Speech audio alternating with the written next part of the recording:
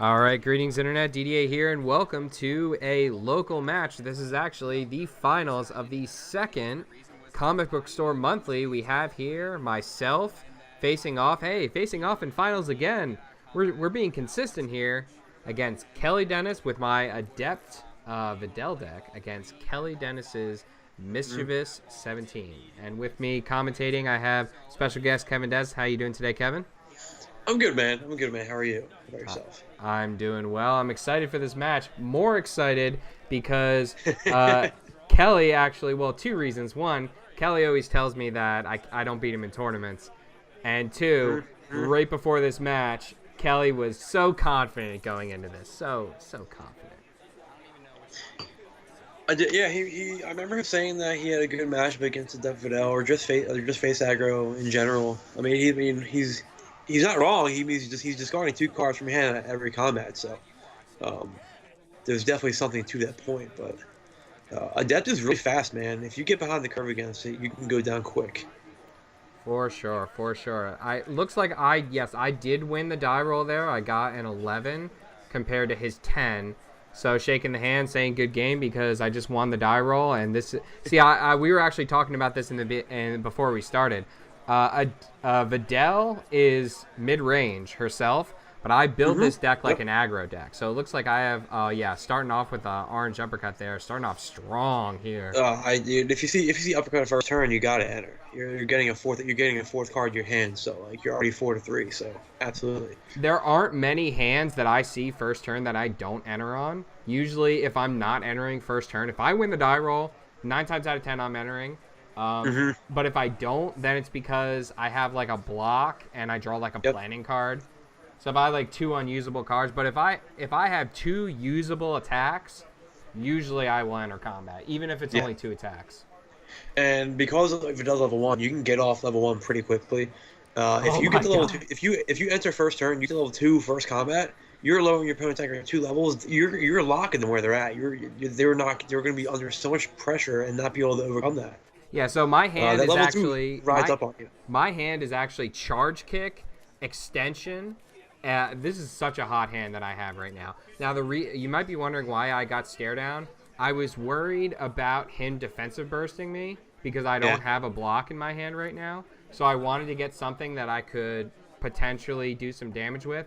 And I was also thinking, well, even if he doesn't defensive burst me, I can hold stare down and have that good card in my hand to have next combat because I know he's a board control deck. So, and that was the reason I did that. This, however, is a questionable move, putting uppercut back in your hand.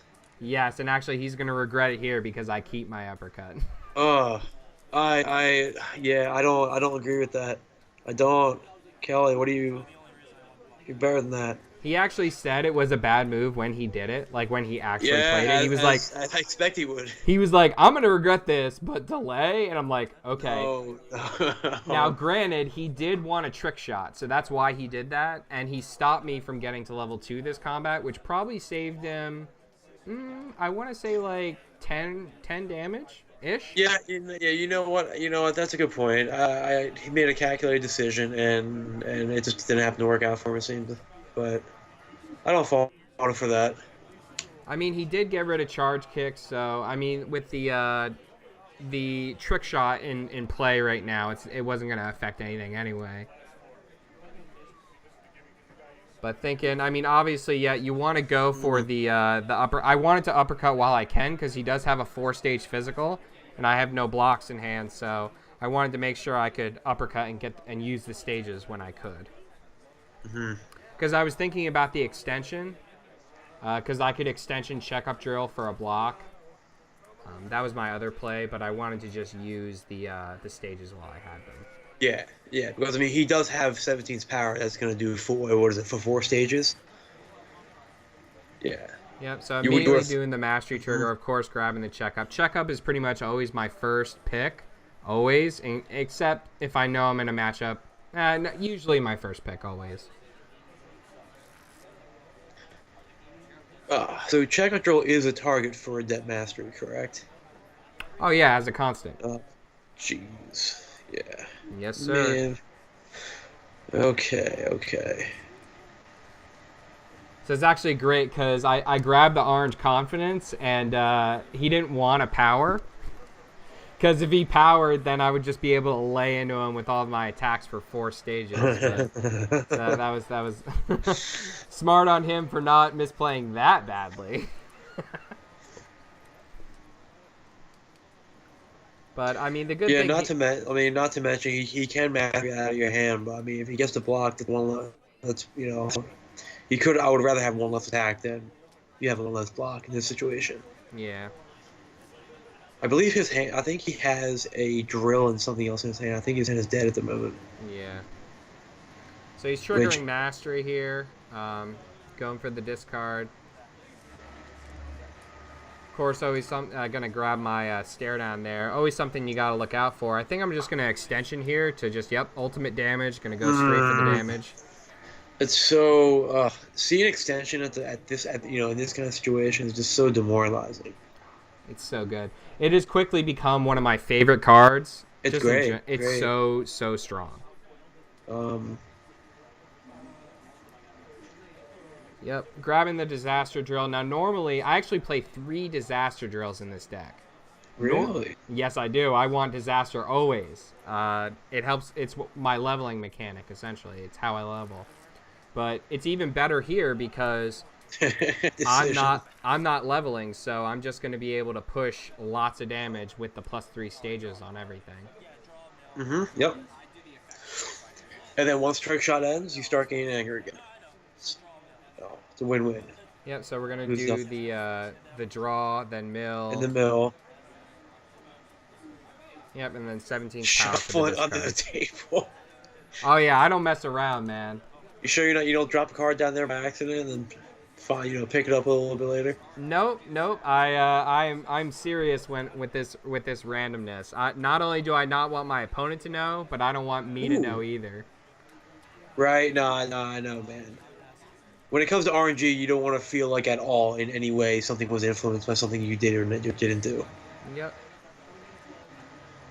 So I don't remember if I actually. Yes, I do. I am gonna go for the trigger here. I think I'm gonna. You go for bottle drill. Yes, I do. I'm gonna. Yep. Dude, I hate that card, man. Every time you got it against me, I'm just like, dude, I thought it was out, but now I'm back in 4 more life cards. It's just that little bit of extra damage. That's just like yo. So frustrating. It is considered non-style though, correct? Yeah. Ooh. Oh my God. Oh, that would have been his next hand. Rupture drill, power up. Oh, is this the last attack you throw this combat? No, I'm gonna bottle drill, man. Why wouldn't I push more damage? Oh, all right. Okay, no, I was thinking that was bottle drill damage. You're in a good spot, man. Yeah, pushing a lot of damage here, just with 3 cards. Showing the card advantage and the aggro-ness of the Adept Mastery. Just ultimate card advantage. Having the double uppercut, the checkup drill, the bottle drill, just so many attacks. And this is the first draw, first enter. Yep. You're still going, just actions on actions on actions. Yeah, so he did 17 power here. Now at this point, obviously, bottle's my only attack. I'm not going to confidence that. I'm going to save that a block for the potential defensive burst. So of course that's what we're doing. Yep, and there's the bottle. There's another trick shot and black power up that he doesn't get to draw. Do you play Orange Intimidation in this deck? The Orange Intimidation drill? No, I used to, but I no longer do. I did for a while, yes. I played it for a long time. It looks like Kelly's got a pretty tier 1 strong card in there. I believe the Dragon Ball. The one Dragon Ball everybody hates to see. Oh, yeah, 7. I'm not sure if he drops it here. No, he does not. He's scared. Maybe he probably didn't have the blocks that he needed to support the 7, I would say. Because he knows I'm going to enter on him. And I'm going to be able to push lots of damage. So see, that's the crazy thing, man. If you hit time into his discard and he happens to draw a VGP or a ball 7, it completely resets the game. Kinda. I mean, not really against this deck because I can just put Freezing Drill in play. Oh my God, yeah. Oh, that drill, man. You should know that all too well. We gotta talk about that drill later, man. Two of my games in this tournament, I actually played Freezing Drill with extension mid-combat in a time combat. You were one of those I did that against. Yep. It How was does very that feel? frustrating. After you time, you're like, I'm good. And then I'm like, extension for freezing drill. And you're like, damn. Right. That's why I said when you play extension, man, it's such a demoralizing card. Yep, so here Because once you, I entered combat open Mhm. with confrontation. He has a trick shot, capture, and intimidation in his hand. looks like interrogation as well. Oh, interrogation. That's what that Is is. that a wall breaker in the third card from the left? No, Or it's from the black right? refusal. Okay. Okay. Yeah, so a fairly good hand. If I was a better player, I probably would have chose refusal here, but I think I'm gonna choose a trick shot because I want a level. Man, you were stubborn about that leveling. Well, I like my level 2 power. I like it.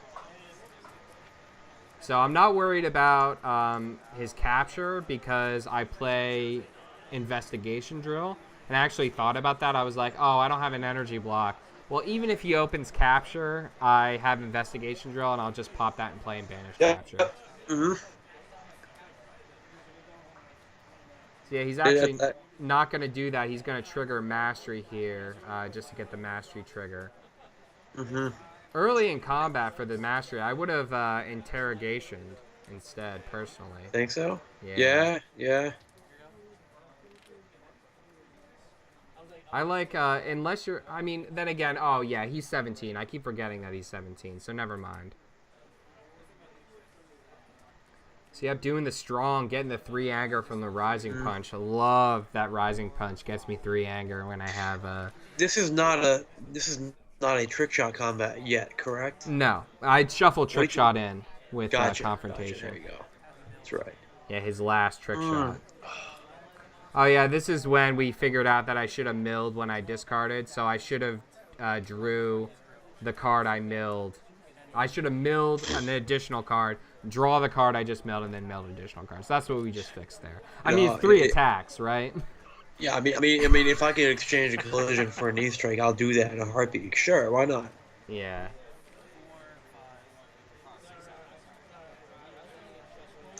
See, this is just an example of 2 guys, good competent players, like keeping track of the game state. That's always important. Always important, guys. Yeah, Maintaining your game state. I don't understand what happened there. For some reason, I discarded the knee strike. Oh, no. He did 17's power. So you discard okay. for the mastery, and then you perform an attack. Okay, right. Yep, so I only have 1 card in hand. So yeah, you can see the pressure I'm putting with Bottle Drill now. I said in a thread recently, I was like, Bottle Drill is invaluable in this matchup, and it is very true. Because it's hard to keep attacks in your hand. He's actually going to get the refusal on me here. Yeah, refusal is very good in Mischievous 17 because you're able to get Van out into the field of play just for 5 or 4 that card. It's an excellent synergy. Refusal is a great card. Yep, doing the confidence to block it, and then just because I know he would kill my last card with the interrogation, and then powering for a clean, 4 or 5, and then getting the 1 mil as well. The 1 mil getting his final power up to his discard pile. Man, and that ball 7 sitting at the bottom of the deck too. Yep. Bottle Drill just showing the value. And you can see there also that I entered combat with a drill in hand. And I do that a lot, to be honest with you. The Videl level 2 cycling is very strong.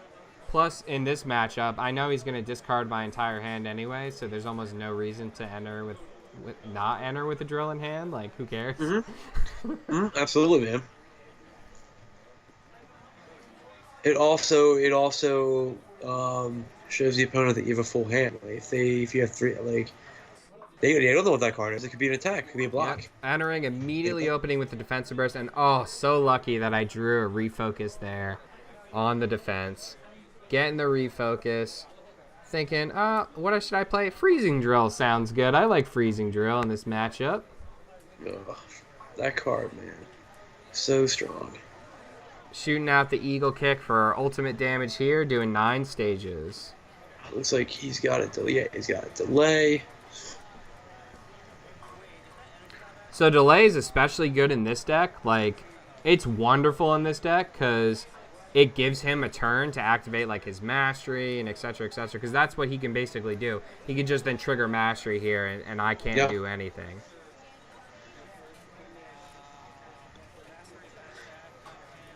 Yep, exactly what he's doing. And I actually told him before this match, actually right here, I said to him, I was like, wow, you know, I almost wish I would have stayed on 1 because my level 1 physical attack was better. Like, it was better against you than this power. You're triggering the Mischievous constant. You're also giving him an opportunity to trigger 17 as well. Yeah, I mean, just more damage.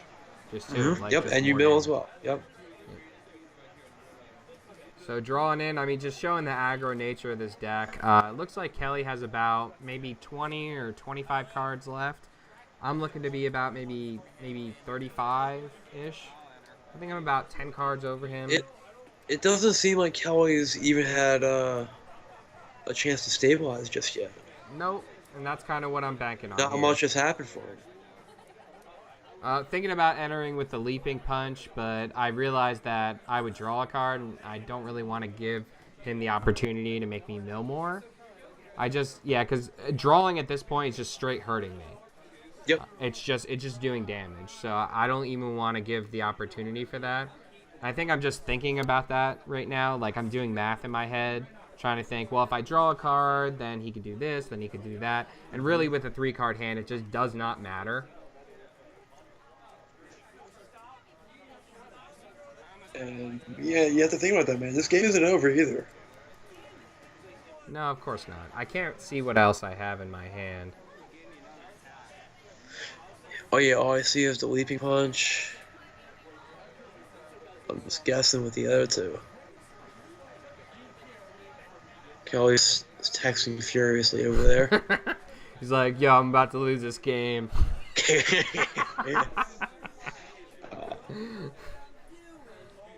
No. I'm sure he's finding a way, I'm sure. It is good that he got the viewing drill in play, because, I mean, that a lot of his damage, like his attrition, piecewise damage, comes from that. So that's very good that he got that in play. I think he plays three viewing drills, if I remember correctly. You gotta. And, of course, doing Bicycle Kick here, just doing ultimate damage. Oh, here's the funny part. Kelly asked me, he's like, oh, I'll wait until you're done with effects on Bicycle Kick. And I'm like, I'm not taking Freeze and Drill out of play. It's like, dude, damn I it, ask sir. I ask you every time, man. Every time you threw that out on me, I asked you, I'm like, are you sure? It's a free effect. You can do it. You can do the effect. No, Get that drill out of the play. I can't see that drill. Getting Mastery Trigger. Probably going to go for the checkup here. Is that a Confro in your hand I saw? No, there's no way. I would. Oh wait, no. You know what? You might be right. I think it is a confrontation actually, because I just wanted to enter. I just wanted to do damage. I didn't want to waste time with confrontation. Because again, like with Kelly's deck, you don't have time. With your hand, you don't have the luxury of having multiple actions. You just need to go in and get your damage in when you can. Yeah, doing the interrogation. So much hand disruption, man. Oh, it's gotta be so frustrating sometimes. I love that card. It's a great card. It's tough, man. I play Test with Kelly a lot, and I'm the guy that has to play these decks all the time. You guys don't understand. Like, these decks are so frustrating to play against. Yep. They're very strong but frustrating. Throwing the Leaping Punch now because I just want to do damage, and doing a lot of damage. In fact, it is. Sending that ball 7 to so bottom. much value. How did he shuffle his deck? I didn't even see that. Probably Van Tutor. Oh yeah, he does that. That's right. Yeah. He does that. I think he's actually going to use Van here to shuffle his deck, which is a pretty strong play. Because he can search and fail, right? Yep, that's what he's doing. Oh yeah, he's searching and failing with his power, yep. right? Mm-hmm. That's like you with your right punch for 0 drills that you did against me. Yeah. See, you search 0 drills, definitely, man. I need to shuffle the deck. I looked at that card. I looked at the card. I looked at you. I looked at. I'm a judge, so I'm like, I'm like, Hey, yeah. it's mandatory, man. It says search. It's not a eBay. That's funny. All right, so yep, so that was the third combat there. So I was a little off. I said this was over in 3 combats when we started, but so now, hey, Kelly's got a nice VTP on board. What has he got in his hand? Yep. Oh yes, time is a warrior's tool. Oh, he's gonna keep the time, which is surprising with freezing drill in play. I'm thinking he Gonna go for the VTP for refusal. Yeah, that'll be my play. Yeah, probably. Yeah, but I mean, I got a very strong hand here. I'm fairly certain that I have bicycle kick. So one of the most wonderful things to do with bicycle kick, of course, is to rejuvenate checkup drill to get checkup drill. Oh my god, it's so awful. That card is so awful. Or is he gonna get a sphere? He has to get refusal. He's digging deep for it.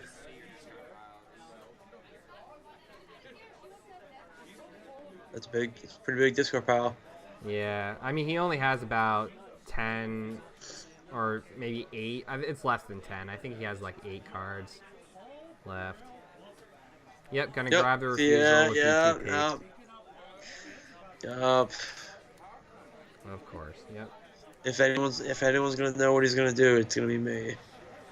So the beauty here is, of course, like Kelly knows that the checkup is coming. He just drops his hand. He had 5 cards left. 5 cards. So, and then, of course, like, he knew that I was going to get refocus. And then if he... and then if he gave me too many actions, he was dead. Like, even if he had a block, which he didn't.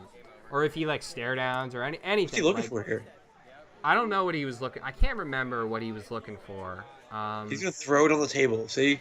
Watch. He's going to throw it on the table out of frustration.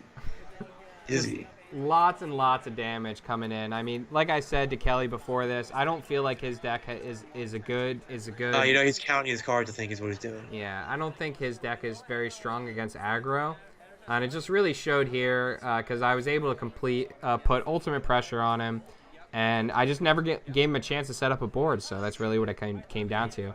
I used the cards in my hand, got full value when I could, and put in the damage when I could. Very, very strong victory there by Didier Greenleaf. Good game.